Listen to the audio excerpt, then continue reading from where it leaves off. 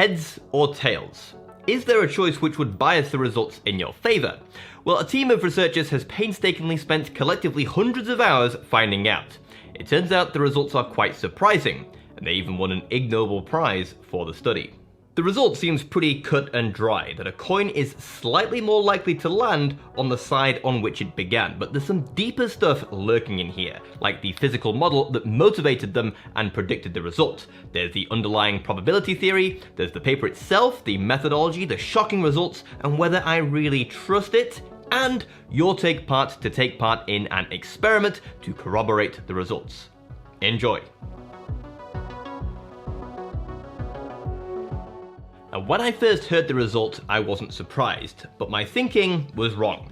Here's what I thought. Since it starts on one side, then it has spent more time on that side by default. So cutting it off at a random point, it will naturally be more likely to finish on that side. It's for the same reason that there is a greater than 50% chance that you live in a house with an odd number, since all streets start with 1 and odd. But it doesn't work like that. The time spent on each side doesn't matter. Assuming constant rotation, it's still 50-50 as to which side the coin finishes on, just like it's 50-50 as to whether the street ends in an odd or an even house. This is just one example which illustrates that during the mathematician's character creation screen, my stats were skewed away from, well, stats.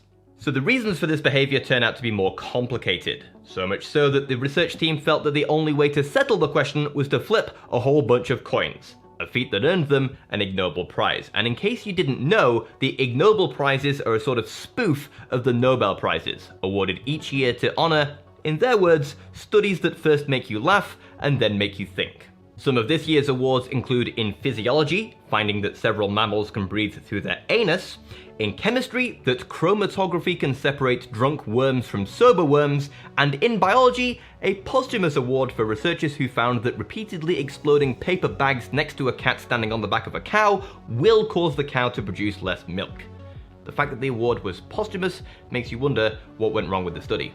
Of interest to us is this year's Ig Nobel Prize awarded to this flipping paper, but the real question is why we should even suspect that there is any bias in coins to begin with. Now, some people might expect that because of uneven mass distributions, a coin might be biased towards heads or tails. However, it turns out that while a dice can be loaded to be biased towards a certain number, it may not be possible to bias a coin this way due to how the coin spins. In fact, Joseph Keller developed the standard model of coin flipping back in 1986, which asserts that a coin flip is completely deterministic. The outcome is a function of the starting position and configuration, the upward force, and the angular momentum.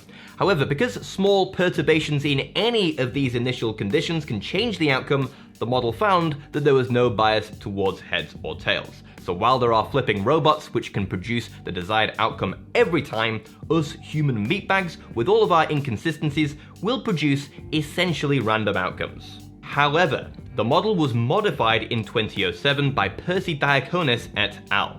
They noticed there was another factor at play, one that affects all rotating objects: precession. This is the effect that causes gyroscopes to wobble without falling. See, it turns out that a coin doesn't just flip like this, it actually has a bit of rotation about this axis, and also the axis of flipping may be offset. In this demonstration, I'll combine these in a very exaggerated way so that you can see the effect. The coin spends more time with a certain side face up, so when you interrupt it, i.e. you let it land, it is more likely that that side will show, and as it turns out, the side favored is the starting side. I'll link to the paper below, but using this model, the probability of a coin landing on the side it started on is given by this function, where psi is the angle between the normal vector, which is the vector perpendicular to the plane of the coin, and its angular momentum vector. Now, if this angle is 90 degrees, i.e. the coin flips purely at right angles to its normal vector, then this term over here limits to 0, and the probability really is 0.5. But any difference in this angle, and the rotation is wonky, then this term is greater than 0, and thus the probability is greater than 0.5. Therefore, a coin will favor the starting side in reality, where we can safely assume that a human will always introduce some imperfection in the flip. Note that when psi is sufficiently large or small, we have a probability of 1. Why is that? Well, when the angle is extreme enough, the coin spins at such a rate that it never actually turns over. As the researchers note, gamblers and magicians have been making use of this effect for years. And they'd know since Diaconis is also a magician who apparently made his living as a poker player before studying mathematics, initially drawn to probability theory. Go figure. This false flipping technique is used in coin magic, guaranteeing a particular outcome, but with enough movement that the flip looks genuine. So this is why it is plausible that the outcome of a coin toss might be biased. How biased? We don't know. The authors of this model did a few coin tosses with high-speed camera in order to gauge this angle psi. They recorded 27 flips and estimated psi such that the mean probability of a same-side landing is 0.508. So to be clear, the properties of this flipping model are proven facts. The question is whether this model adequately reflects reality, and if so, what that angle psi really is. So I'm personally convinced by the model that a coin toss has an ever so slightly higher chance of landing on the starting side, but because they only did 27 flips, we have no real reason to suspect that the actual probability really is 0.508.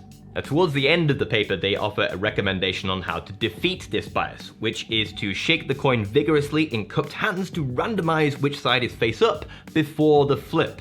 Apparently they have friends who include this in their coin flipping ritual. One has to wonder why bother flipping the coin if you're just going to shake it to randomize the coin anyway. I guess the person shaking the coin could easily cheat, so you'd want to flip the coin to eliminate that possibility. But if they could cheat, then that doesn't eliminate the bias, as they could guarantee the starting side. Maybe one person shakes the coin, and then after shaking, the other person, without looking at it, is the one to select heads or tails. Maybe that would work. Anyway, all this being said, theory and practice can often tell different stories, especially when it comes to flipping coins, like Matt Parker's three-sided coin experiment. And even if the model does hold, the bias is very subtle. In fact, they conclude that to detect this bias in practice, it would require about 250,000 coin tosses. And as Percy Diaconis says in his video with Numberphile, but the idea of calibrating that data, it's just my idea of a nightmare. Somebody might get heads and tails mixed up, and since it's a very small effect, a small bias of any sort would completely invalidate the data. So it seems this task wasn't for him, but some researchers felt that the theoretical analysis wasn't enough. It had to be tested. So let's flip a coin 250,000 times and we're done with it, right? Well, there are complications. How are you going to control things like the flipping technique? How do you ensure people don't fudge the numbers? And where did this number 250,000 even come from? Well, that's the question we'll actually address first, and to answer it, we're going to have to use statistics. We need to talk about the binomial distribution. Brace yourself, because statistics is a weak area of mine. Usually I can neither make heads nor tails of it, but I'll do my best. When I flip a coin, there are two options. Because we're discussing same-side landings, then when it lands on the same side it began, I'll call that a success. Otherwise, it is a failure. Traditionally, the probability for each of these outcomes is 0.5, but let's use 0.51 as Diaconis et al. Predict. Now we can start to ask questions like, after 3 flips, what are the chances of getting, say, 2 successes? Because the coin flips are independent, i.e. one flip doesn't influence another, we can multiply the probabilities and then add them at the end. But if you add more flips, this quickly grows cumbersome. Ideally, we want a formula we can chuck the numbers into and crunch the result. Let's say we've done 10 flips and we want to know the chances of 4 successes. Well, when we go through this diagram, regardless of which route we take, we will be multiplying the probability of success 4 times. And that means we'll be multiplying by the probability of failure 6 times. We'll get a copy of this number for every route through the diagram. So all we need to do is add them all up, i.e. multiply this number by the total number of routes. So how many routes are there? Well, imagine listing the results. You've got 10 positions, 4 of which have to be a success. So how many ways are there of choosing 4 from a pool of 10? That's 10 choose 4. The numbers involved here were arbitrary, so we can say that for n flips, this is the probability of getting k successes, where p is the probability of success. So there we have a formula for what we call the binomial distribution. The next question we want to ask is this. If we think there is a bias, how many flips would it take to convince us? Let's say we flip 100 coins and we get same-side landings 51 times. Is that enough evidence to conclude that the probability of same-side landing is actually 0.51? Most of us have a gut feeling that no, this is not convincing. Because of the randomness, it isn't that unlikely that we'd get 51 out of 100 if the probability is the traditional 0.5. How do we quantify that gut instinct? Because would 510 out of 1,000 flips do it? Maybe not. Surely 5.1 trillion out of 10 trillion would convince us. Where does it cross over? A simple way to think about this is with a basic hypothesis test. Let's say we do the 100 flips and get 51 successes. Let's assume the probability is 0.5 and we ask whether 51 out of 100 flips convinces us otherwise. Well, if 51 would convince us, then so would 52 or 53 or any value more extreme. So what is the probability of getting 51 or more same-side landings? Well, here is where we use the cumulative binomial distribution, where we calculate for 51, for 52, and so on. Luckily, these newfangled calculators will do this for us, and when we do, we get 0.46. So there is a 46% chance that we get these results with a completely fair coin, which isn't very unlikely. However, what if we did 1,000,000 flips and we get 510,000 successes? The probability of this happening with a fair coin is astronomically small. So small that actually we're convinced that the probability of success is probably greater than 0.5. It's just too unlikely to get these results with a probability of 0.5. Now, just some housekeeping. This default belief is called the null hypothesis. Our suspected belief is the alternate hypothesis. So the process is we assume the null and ask what are the chances that we obtain our sample, and if this chance is very unlikely, we have reason to reject the null in favor of the alternate. How unlikely does this have to be good enough? This is called the significance level. Let's say we do 1,000 flips and get 520 successes. The likelihood of this happening by chance alone is about 10%. Is that enough reason to doubt the null hypothesis? Maybe, maybe not. The point is that if you were convinced, then you accept that there was a 10% chance of getting those results with a fair coin. So there is a 10% chance that you are wrong to reject the null hypothesis. So the lower that number, the more likely you are to be right in rejecting the null. It's common in some sciences to use 5% as the significance level. If ever you hear someone say, these results are statistically significant with p less than 0.05, that's what they're referring to. Why 5%? To be honest, it's pretty arbitrary and there's an ongoing debate as to whether it's appropriate. Some people demand that our sample be greater than a certain number of standard deviations away from the mean. Assuming a fair coin, the mean will be half the number of trials, and the standard deviation sigma, which is a measure of how spread out the data is about the mean, is given by this. Now, a common benchmark is to demand that the observation be 3 sigma away. So we would demand 547 out of 1,000 flips, for example. This might be where the 250,000 number comes from by Percy Diaconis, who says, so in order to detect 100, you need some multiple of n squared, 100 squared, which is 10,000, but then 3 sigma gets you up to about 250,000 flips. So this is what we want if we want our number of successes to be more than 3 sigma away from the mean. If we want to detect a probability of 0.508, that means we want 0.508 times n successes. With a fair coin, the mean is half the number of trials, and we can fill in for sigma as well. I'll gloss over the details, but if you solve this, you'll get that n must be greater than about 35,000. That's a lot smaller than the purported 250,000. Looking back at the paper, it doesn't explain how they got that number. Maybe they used the median of their simulations instead? Here we get that n must be greater than about 308,000. That's closer to 250,000, maybe they just gave a rough guess. I don't know. If anyone has any insights on this, please let me know down below, because I wasn't joking when I said that statistics has never been my strong suit. I'd say it's pretty common for mathematicians to have weaker areas of expertise, or maybe some of us are just a little rusty. It's good to have a place we can go to if we need to brush up, like Brilliant.org, who have recently published a whole series of interactive lessons on data analysis. Whether you're a statistical student or a professional probabilist, Brilliant has you covered with courses ranging from data visualization to developing your own regression models. Complementing your learning are plenty of these hands-on modules that let you grasp difficult concepts and master the theory, plus real-world datasets from the likes of Airbnb and Spotify, so you can see how data analysis functions in practice. And with Brilliant, the lessons are delivered in bite-sized chunks with rewards that encourage you to meet your daily goal, turning your learning into an effective habit. Now, hey, if data analysis isn't your thing, then you'll find thousands of lessons on maths, physics, programming, and more. Learn by doing. Try everything Brilliant has to offer today for free for a full 30 days by visiting brilliant.org/anotherroof. Link in the description or scan the QR code. You'll also get 20% off an annual premium subscription. That's brilliant.org/anotherroof. In any case, we would need a lot of flips. More pressingly, you'd need a very generous funding body to grant money to such a pointless Oh wait, this work wasn't funded and conducted in the author's free time.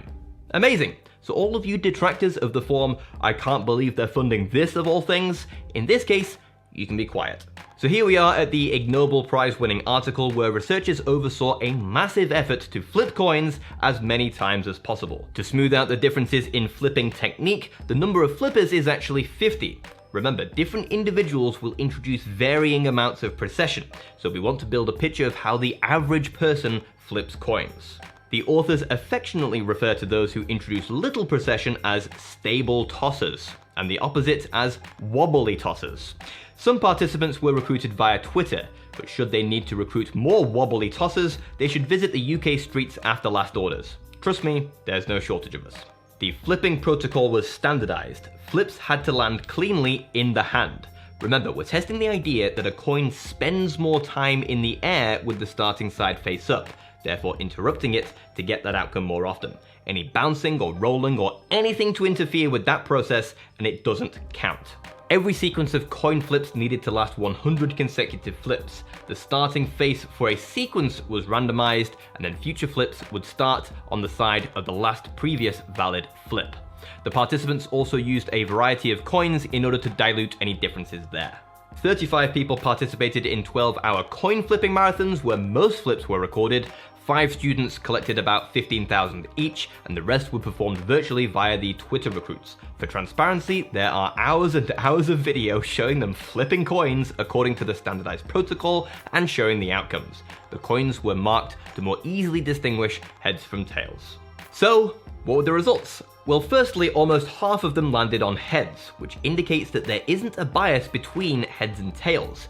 If you're interested, the 1 Deutschmark coin showed the highest bias in favor of tails, and the 2 Indian rupee coin showed the highest preference for heads. Many British coins were tested, but my favorite coin for flipping, the 10p, wasn't. So, bear with me.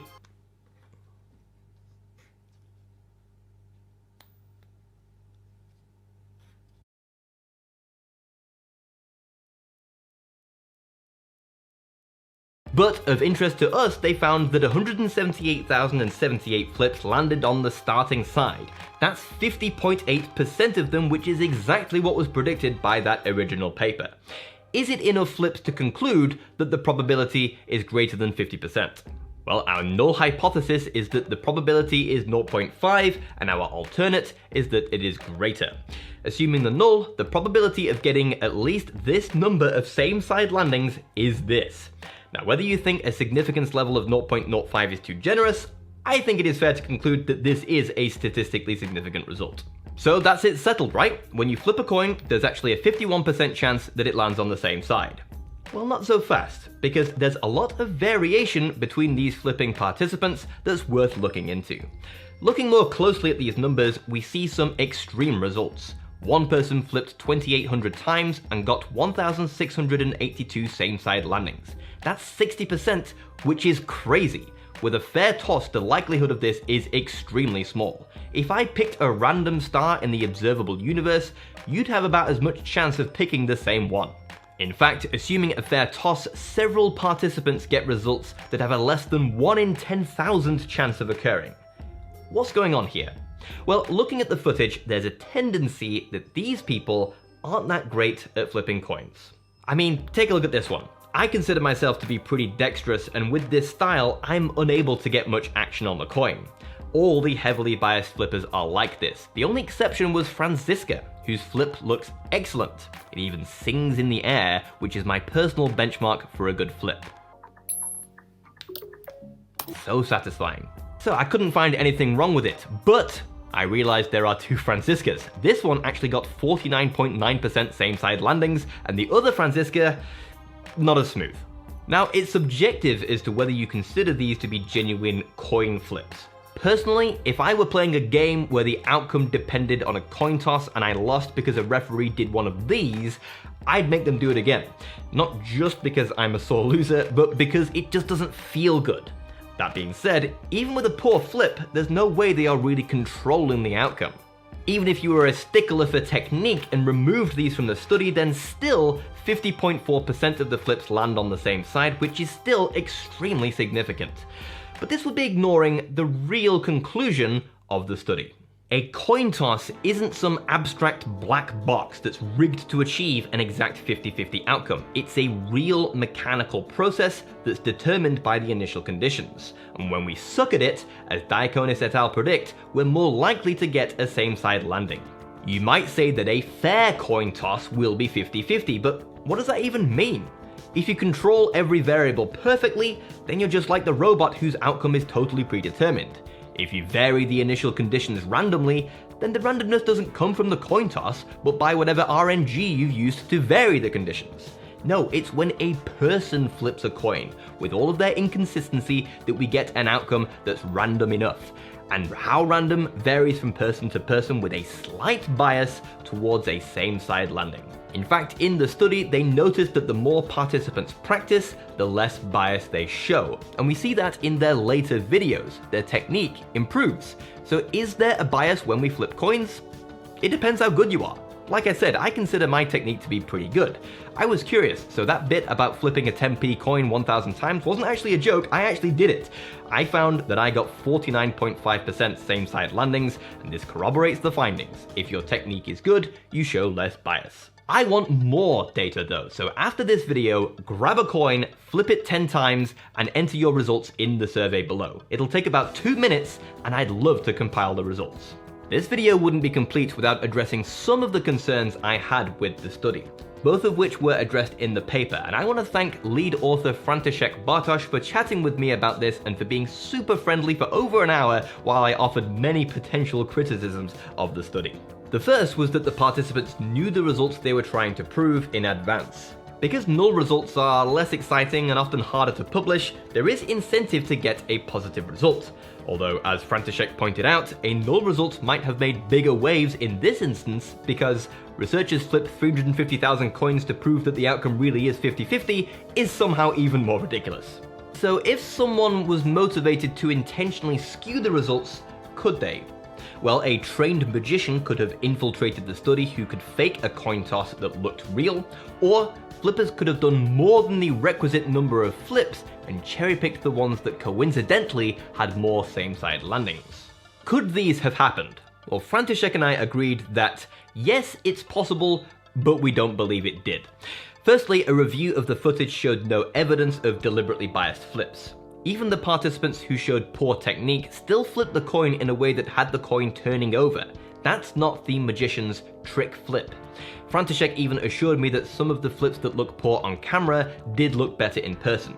This effect can happen because of the frame rate of the camera interacting with the spin rate of the coin, the same effect that can cause helicopters to look as if their rotors aren't spinning.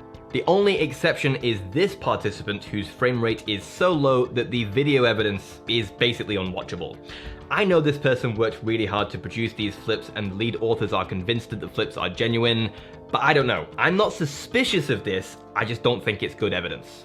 As for whether someone could have skewed the results by performing more tosses than what was required, it's unlikely because the majority of flips were collected in person and participants were incentivized to gather as many flips as possible as their position on the list of co-authors was based on the number of flips contributed. These caveats aside, I think it's amazing that these students got together to achieve something so, well, ridiculous, but also rather surprising. So the next time someone offers you heads or tails, take a look at the starting state of the coin and then select. Heads? Sorry, you lose. Thank you for going ahead and sticking till the tail end of the video, but don't go away. If you enjoyed this video and would like to see more, please consider supporting me on Patreon. I recently overhauled my Patreon reward tiers. You can support me for as little as £2 a month, where you'll get access to our nerdy Discord server, updates on my latest projects, and get your name in the credits along with all of these lovely people. Earn even more rewards with higher tiers, and for those who have supported me from the beginning, enjoy access to all rewards in perpetuity. My thank you for believing in me since the early days of my channel. This has been another Proof Under Another Roof. Until next time.